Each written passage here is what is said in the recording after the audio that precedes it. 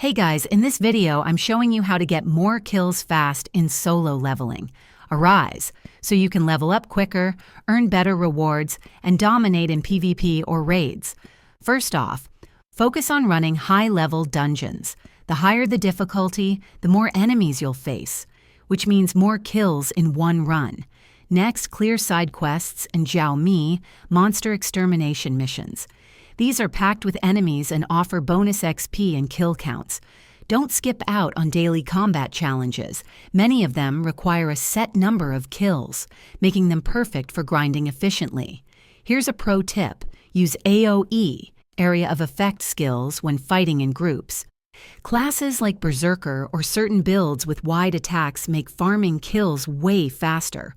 Also, join multiplayer raids or PvP zones. These modes are full of players or bosses that respawn often, giving you more chances to rack up kills.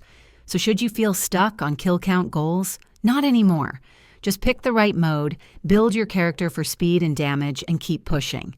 Let me know in the comments what class you main and which mode gives you the most kills.